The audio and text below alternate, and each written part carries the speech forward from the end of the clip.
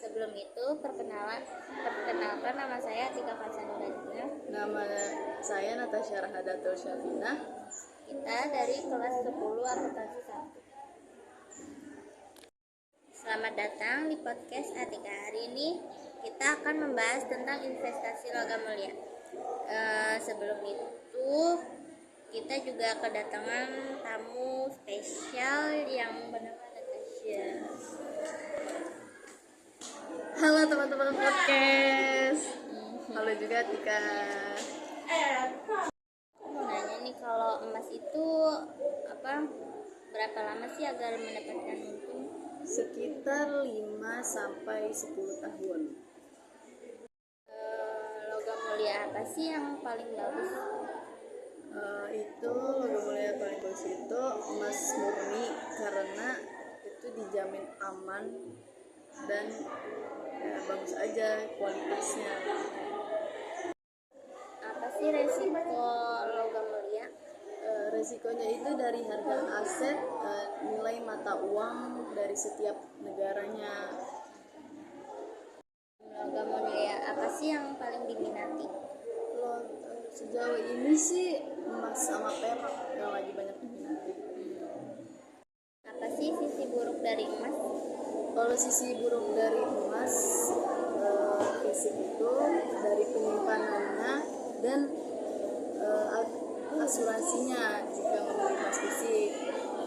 Itu biayanya berkelanjutan, mengurangi keuangannya. Apakah baik berinvestasi pada logam mulia? Itu sangat baik.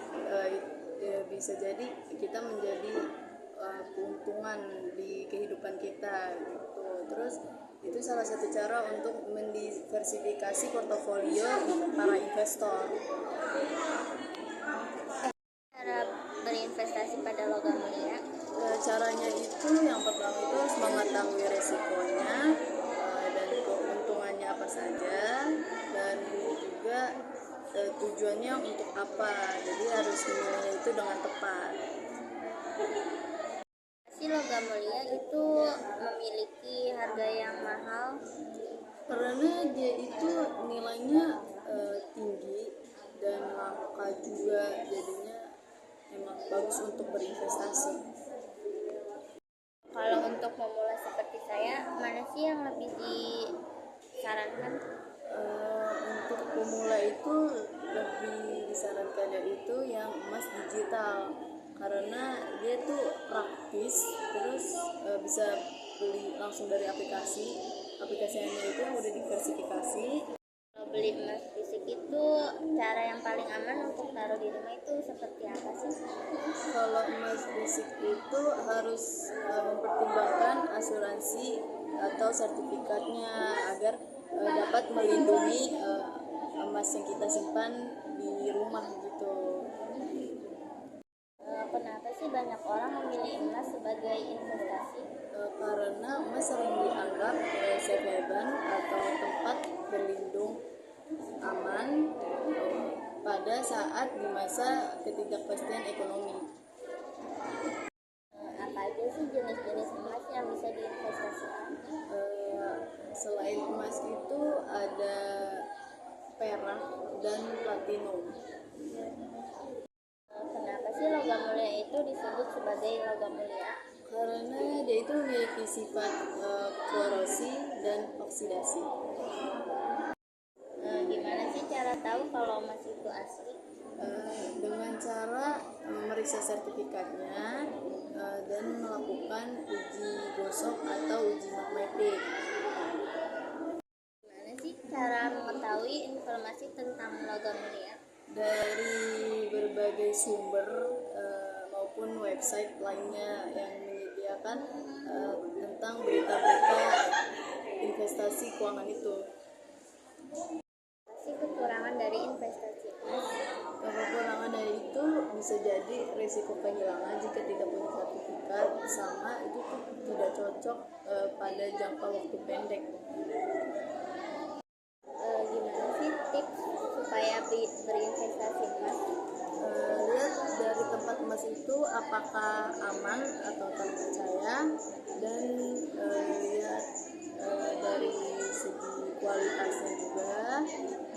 mudah tergiur ketika ditawarkannya. Apa sih keuntungan dari investasi emas?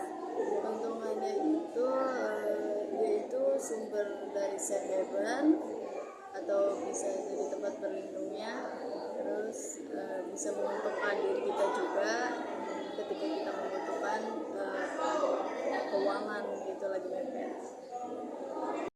Apa sih kelebihan dan kekurangan saat berinvestasi emas?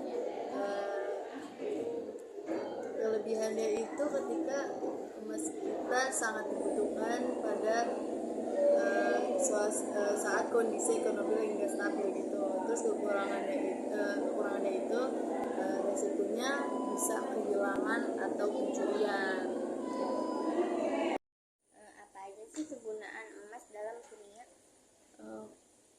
Kalau dalam kimia itu dia terdapat katalis heterogen. Itu juga bisa dapat beberapa faktor reaksi kimia gitu. Apa aja sih peran logam dalam sejarah? Perannya itu dia itu sebagai mata uang, benda seni, dan simbol kekayaan sejak zaman kuno. Apa aja sih faktor yang memengaruhi harga logam mulia? Dipengaruhi oleh penawaran dan permintaan, terus pada faktor geopolitik dan kondisi ekonomi global. Nah, sekian informasi tentang investasi logam mulia, dan untuk Tasya, apa ada pesan untuk yang mau mulai investasi? Pesan dari aku sih, semoga yang apa aku sampaikan dapat bermanfaat untuk kalian para pendengar, dan yang ingin mulai berinvestasi boleh berinvestasi, tetapi tetap bijak dalam menggunakannya. Nah, tetap bijak ya guys. Sekian dari podcast ini.